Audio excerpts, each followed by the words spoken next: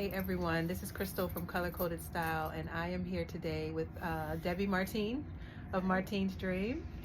And I'm here in her space in Brooklyn. Very happy to be here. Thank you so much, Debbie, for giving me the space to talk to you about what you do. Well, thank you for being interested and for thinking of me, and I'm grateful. Of course, of course. So, I just want to jump right in. What made clothing speak to you? I know you went to FIT. Why did you choose clothing to express yourself? It's not even so much that I'm not sure if I chose it or it kind of chose me, because if I think about, like, even in my childhood days, as a little girl in Jamaica, I was always getting on my mom's last nerve because I would cut up some of the pieces that I have, change the style of them. Right. And we didn't have much. We were, I would say, poor of pocket because we were quite rich in love and many things.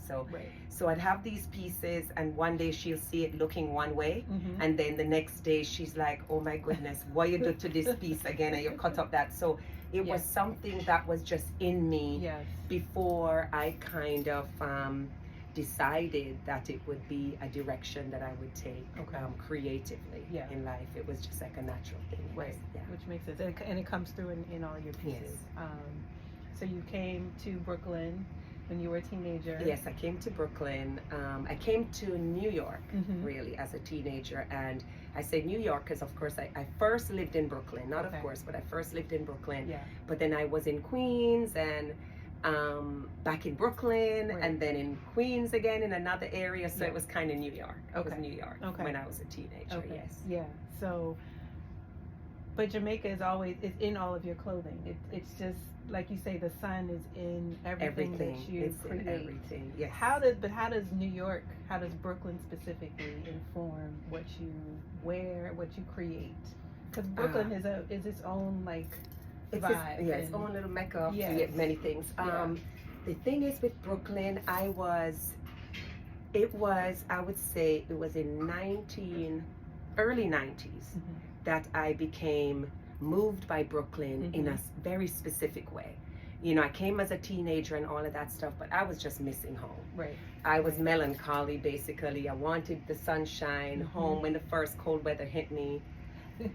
I just wanted to run home. But in terms of how Brooklyn impacted me was the early 90s, and it was just this amazing, vibrant, people, I call it the rhythm of Brooklyn, because it was when I think it's when I really met Brooklyn in a different way. And this was in Fort Greene, and it was a very different Fort Greene at the time. And it was just people expressing themselves in so many ways, this amazing individual expressions. And you had afros and locks and head wraps and bright colors and layers. And the thing is too, we're seeing too a mix of people. It's so diasporic, like people all over the world, and glorious blackness and melanin rich and all layers of it. And I was just like, I want to live here. And it was wanting to live here in the way that really live here, like having my own place in Brooklyn, because it was time to get my own apartment and all of that. And I was like, this is it.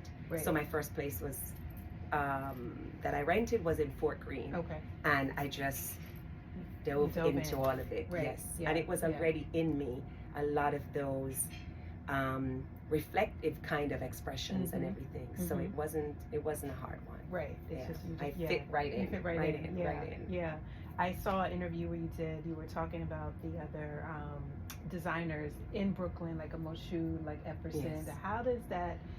And I found out about them from my sister who went to FIT as well, and she found them when she was here. And then when I moved to New York, I made sure I sought them out as well. So how did they inform? And it's a community. So how do you guys work together and just? I don't know if it's so much working together, but more so like this kind of natural flow. You know what I mean? Because Epperson is one of the dearest people to me. He's one of my best friends, and I love Epperson, his wife, his children. I spoke to Epperson 2 days ago. It's very rare that if I'm in New York, I don't speak to Epperson like every week. You know, that's family to me. Yeah. And Mashoud, actually, I worked with in the early 90s. Yes. And what was brilliant was I worked at Mashoud. Yeah. It wasn't for very long either, but I worked at Mashoud, and across the street, Epperson had a shop along with another beautiful designer who just journeyed on. He passed on just recently, John Berry, and the e-shop, and it was right across the street. So I had a home across the street. Okay. And also that's part of where our friendship also flourished, you know, just being that access to each other, and just a spiritual, beautiful vibe connection that existed, you know, and still does with Epperson and John too, as a guidelight, you know.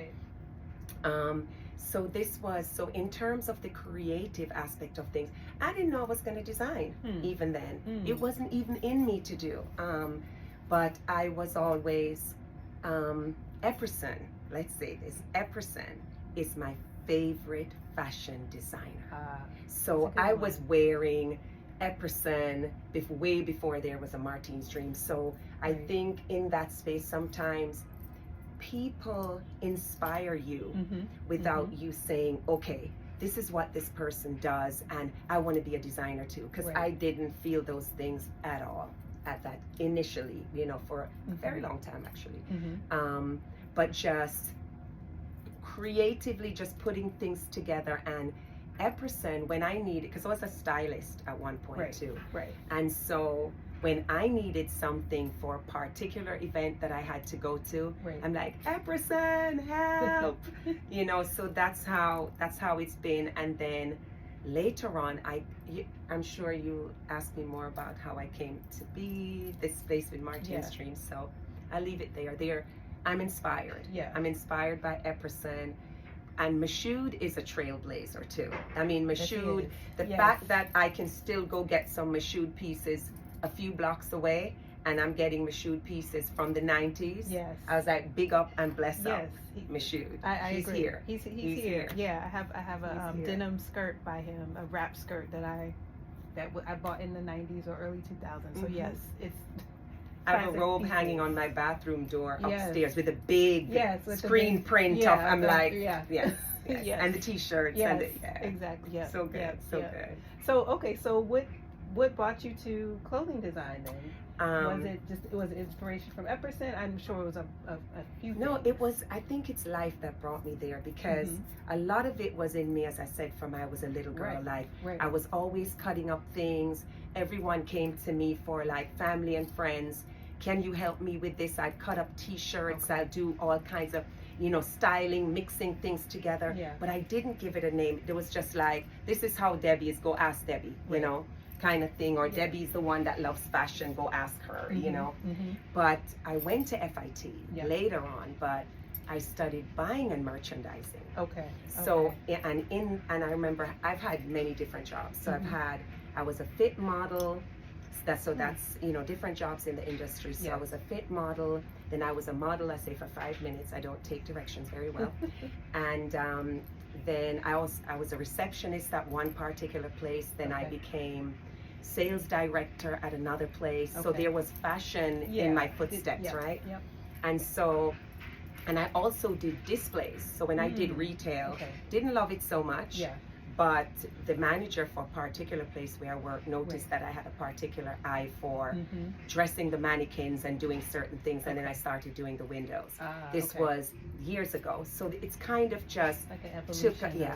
And then in my 5 minutes of modeling, I realized that I wanted to be behind the camera. So I wanted to dress people rather than be in front of the camera.